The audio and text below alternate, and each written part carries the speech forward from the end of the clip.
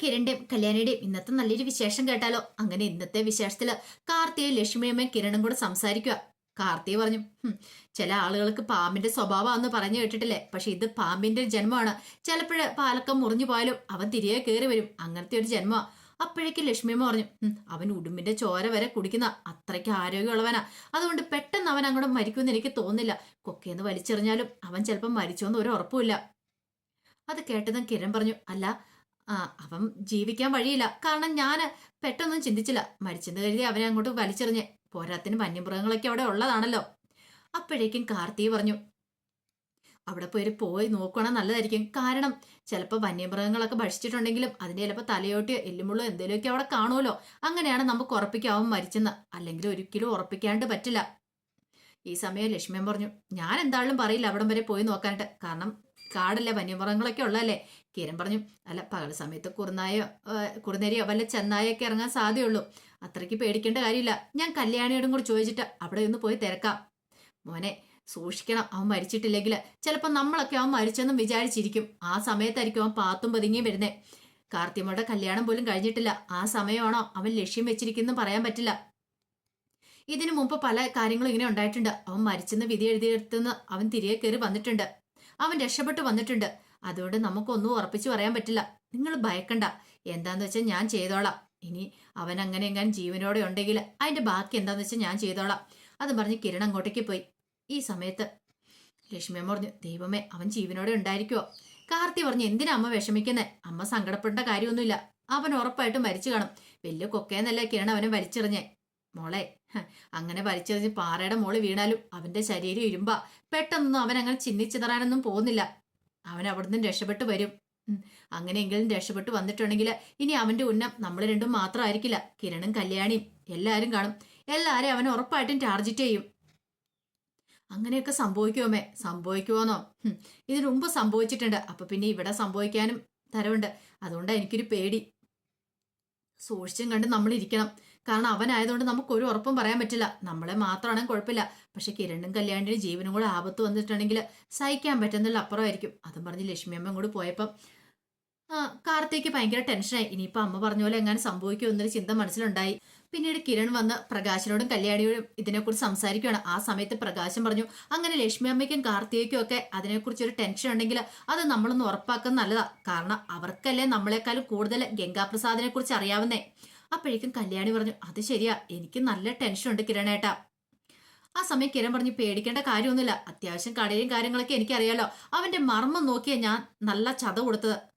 അവൻ മരിച്ചെന്ന് ഏകദേശം ഉറപ്പായി കഴിഞ്ഞപ്പോഴാണ് അവനെ കൊടുങ്കാട്ടിലേക്ക് ഉപേക്ഷിച്ചിട്ട് ഞാൻ പോകുന്നത്. ഒന്നെങ്കിൽ അവനെ വന്യമൃഗങ്ങളൊക്കെ ഭക്ഷിച്ചു കാണും. ഇനി അതൊന്നും ഇല്ലെങ്കിൽ അവൻ ഇച്ചിരിയെങ്കിലും ജീവൻ ഉണ്ടെങ്കിൽ അവനെ രക്ഷിക്കാനായിട്ട് അവിടെ ആരെങ്കിലും വരണം. അങ്ങനെ വന്നിട്ടുണ്ടെങ്കിൽ മാത്രം അവൻ രക്ഷപ്പെടുള്ളൂ. ഇല്ലെങ്കിൽ ചിലപ്പോൾ അവൻ അവിടെ കിടന്നിട്ടുണ്ടെങ്കിൽ വല്ല ഫോറസ്റ്റുകാർ വന്ന് കണ്ടിട്ടുണ്ടെങ്കിൽ അപ്പൊ തന്നെ പോലീസ് വിവരം അറിയിക്കുകയും ചെയ്യും. അങ്ങനെ വന്നാലും അവൻ കുടുങ്ങത്തല്ലേ ഉള്ളൂ. അങ്ങനെയാണ് നമ്മളിപ്പോ വിവരം അറിഞ്ഞാനല്ലോ. ആ സമയം പ്രകാശം പറഞ്ഞു, അല്ല, ചിലപ്പോൾ ആരെങ്കിലും രക്ഷിക്കാൻ വന്നിട്ടുണ്ടെങ്കിലോ? അതൊരു ഓപ്ഷനാണ്. നമുക്കത് ഇല്ലാന്ന് പറയാൻ പറ്റില്ല. അങ്ങനെയാണ് അവൻ രക്ഷപ്പെട്ടിട്ടുണ്ടെങ്കിൽ അവൻ വീണ്ടും വരും മോനെ.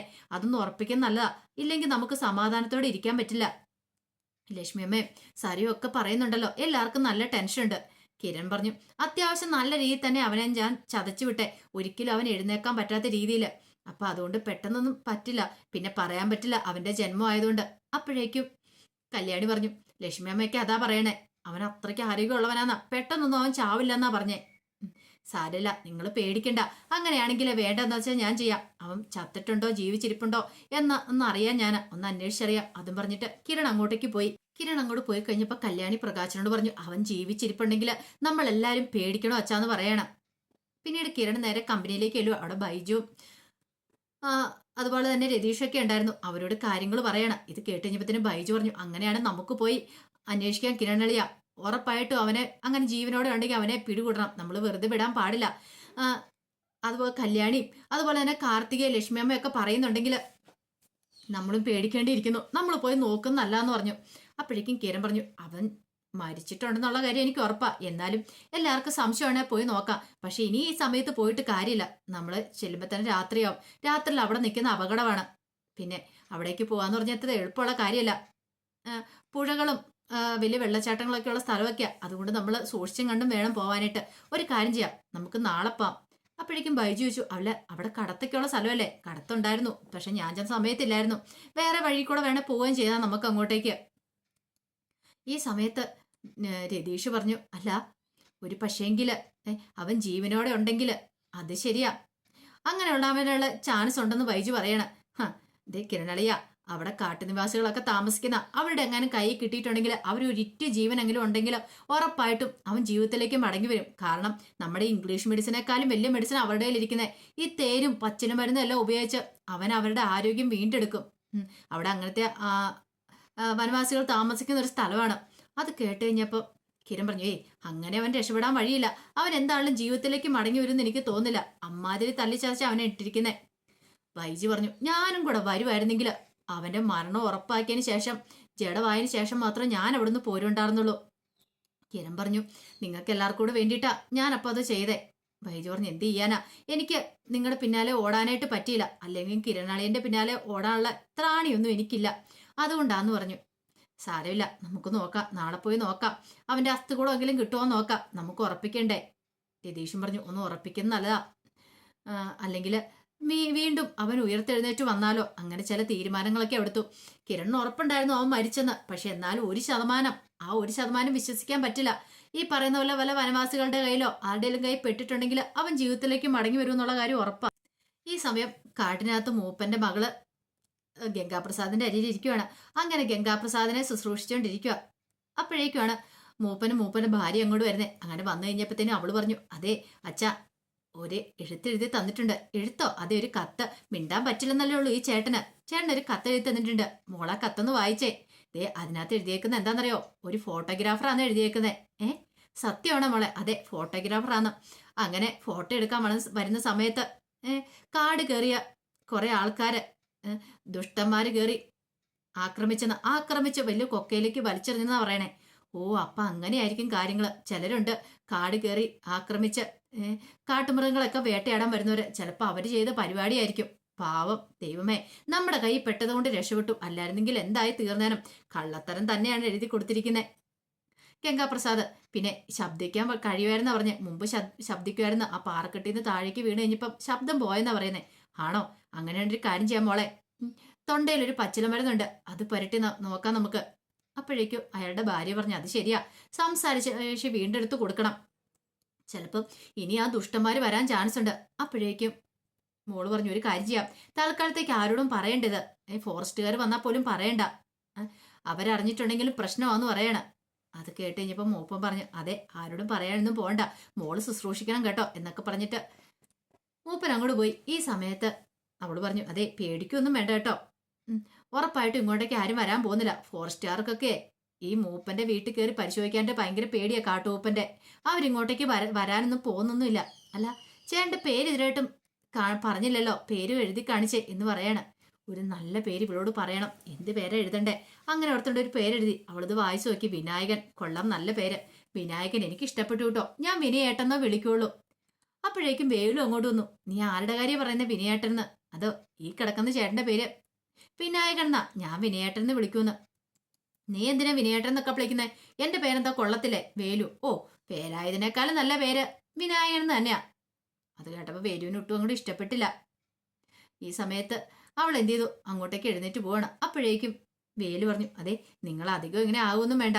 എന്റെ പെണ്ണവള്, ഞാൻ കല്യാണം കഴിക്കാൻ പോകുന്ന. അവളുടെ മനസ്സ് കവരാൻ നോക്കിയേക്കരുത്. നിങ്ങളെ രക്ഷിച്ച് ഇവിടം വരെ കൊണ്ട് എത്തിച്ച് ഞാനാ. ആ ഒരു ഓർമ്മ വേണം. നാട്ടിൽ നിന്ന് വരുന്നവരെ ഞങ്ങൾക്ക് പേടിയാ. കാരണം അവരെ പുറമെ ചിരിച്ചു കാണിച്ചിട്ട് അകത്ത് ദുഷ്ടന്മാരായിരിക്കും എന്നൊക്കെ പറഞ്ഞു. അപ്പോഴേക്കും ഗംഗാപ്രസാദ് പറഞ്ഞു, എന്റെ കയ്യിൽ ഇച്ചിരി മരുന്ന് തേച്ച് കൊടുക്കേണ്ട ആഗ്യം കാണിക്കണം. വേലു അങ്ങോട്ടേക്ക് വന്നു. വേലു അങ്ങോട്ട് വന്നിട്ട് മരുന്ന് തേക്കണം. നല്ല ദേഷ്യത്തിനാ തേക്കുന്നേ. ഗംഗാപ്രസാദിന് വേദനിക്കുന്നുണ്ടായിരുന്നു. ഇവൻ ആ അമർഷം മുഴുവൻ തൻ്റെ അടുത്ത് തീർക്കുക. സാരമില്ല, പോകുന്നതിന് മുമ്പ് ഇവനിട്ട് നല്ല 8ന്റെ പണി തന്നെ താൻ കൊടുക്കും എന്നൊക്കെ ഗംഗാപ്രസാദ് മനസ്സിൽ കരുതി. ഇതേ സമയം കല്യാണി ദീപയുടെ ആഭരണങ്ങളൊക്കെ എടുത്ത് വെച്ച് നോക്കിക്കൊണ്ടിരിക്കുകയാണ്. അപ്പോഴേക്കും പ്രകാശൻ അങ്ങോട്ട് വന്നു. പ്രകാശനോട് പറഞ്ഞു, ഇത് കണ്ടില്ലേ, ഇതെല്ലാം അമ്മയുടെ ആഭരണങ്ങളാ. ഞാനും കിരണേട്ടനും ഓരോ ഫംഗ്ഷനും അല്ലെങ്കിൽ എന്തെങ്കിലും വിശേഷ ദിവസം വരുമ്പോഴൊക്കെ അമ്മയ്ക്ക് സമ്മാനങ്ങളാക്കി ഇട്ട് കൊടുത്തിട്ടുണ്ട്. അങ്ങനെ കുറെ സ്വർണ്ണം ഉണ്ടായിരുന്നു അമ്മയ്ക്ക്. ഇത് കേട്ട് കഴിഞ്ഞപ്പോഴത്തേനും പ്രകാശം ഒന്നും മിണ്ടാതെ കല്യാണിയെ തന്നെ നോക്കുകയാണ്. കല്യാണിയുടെ കണ്ണൊക്കെ നിറഞ്ഞു വന്നു. ആ സമയം പ്രകാശം പറഞ്ഞു, എനിക്ക് ഓർമ്മയുണ്ട്, അവസാനം കോടതി വെച്ച് അവൾ ആ താലിമാല വലിച്ചെറിഞ്ഞ് മുഖത്തേക്ക് തന്നെ. ആ സമയത്ത് എന്റെ മകൻ ഇത് മേടിച്ചെടുത്തോണ്ട് പോയി വിറ്റു. അതവനങ്ങനെ അടിച്ചു പൊളിച്ച് അങ്ങ് തീർക്കുകയും ചെയ്തു. ഹും, അതൊക്കെ ഇന്നലെ എന്നെ പോലെ എന്റെ മനസ്സിലുണ്ടെന്ന് പറയാണ്. കല്യാണി പറഞ്ഞു, പാവം അമ്മ. അമ്മയ്ക്ക് ഒത്തിരി ആഗ്രഹമായിരുന്നു കാർത്തിയേച്ചിയുടെ കല്യാണം കാണാൻ വേണ്ടിയിട്ട്. അതുകൊണ്ടാണ് അമ്മ തലേദിവസം അങ്ങോട്ടേക്ക് വന്നത് പോലും, എൻഗേജ്മെന്റിന്റെ തലേദിവസം പോലും അങ്ങോട്ടേക്ക് വന്നത്. പക്ഷെ ഒന്നും നടന്നില്ല, ഇങ്ങനെയായി തീർന്നല്ലോ. ഉം. എന്താണെങ്കിലും ഈ സ്വർണം കാർത്തിയേച്ചിക്ക് കൊടുക്കണം. അതെ, അവൾക്ക് ഇഷ്ടമായിരിക്കും. കാരണം വേറെ എത്ര സ്വർണ്ണം ഉണ്ടെന്ന് പറഞ്ഞാലും മോളുടെ അമ്മയുടെ സ്വർണ്ണമല്ലേ, അവൾക്ക് ഒത്തിരി പ്രിയപ്പെട്ടതായിരിക്കും ഇത്. നയന പറഞ്ഞിട്ടുണ്ട്, നയനയുടെ ജ്വല്ലറിന്ന് വേണം സ്വർണ്ണങ്ങളൊക്കെ വാങ്ങിക്കാനെന്ന്. അല്ലെങ്കിലും അങ്ങോട്ടേക്ക് തന്നെ പോകുന്നുള്ളൂ. ആവശ്യത്തിനുള്ള സ്വർണ്ണമൊക്കെ കാർത്തേച്ചിയുടെ കയ്യിലുണ്ട്. പക്ഷെ ഇതും കൊടുക്കണം, ഇത് കാർത്തേച്ചിക്ക് കൊടുക്കണം. പിന്നീട് ഒരു മാല എടുത്തിട്ട് പറഞ്ഞു, അതെ ഇതമ്മ ഒരു തവണ എങ്ങോട്ട് ഇട്ടിട്ടുള്ളൂ. പിന്നീട് പറഞ്ഞു, ഇത് മോളെടുത്തോളാൻ പറഞ്ഞു. മോളിനി ഇത് ഇട്ടാ മതി എന്നൊക്കെ പറഞ്ഞു. അങ്ങനെ ആ മാലയും കൈ പിടിച്ചോണ്ട് കരഞ്ഞോണ്ട് കല്യാണി നിൽക്കുവാണ്. അത് കണ്ടപ്പോൾ പ്രകാശിന് സഹിച്ചില്ല. പ്രകാശിന് ഭയങ്കര സങ്കടം വന്നു. അപ്പൊ അതിന്റെ വിശേഷങ്ങളൊക്കെയാണ് കാണുന്നത്. ഇതിന്റെ ബാക്കി വിശേഷങ്ങളുമായിട്ട് വൈകുന്നേരത്തെ പ്രമോയി വരാട്ടോ. ഒരിക്കൽ കൂടി എല്ലാവർക്കും ശുഭദിനം നേർന്നുകൊണ്ട് നിർത്തുന്നു.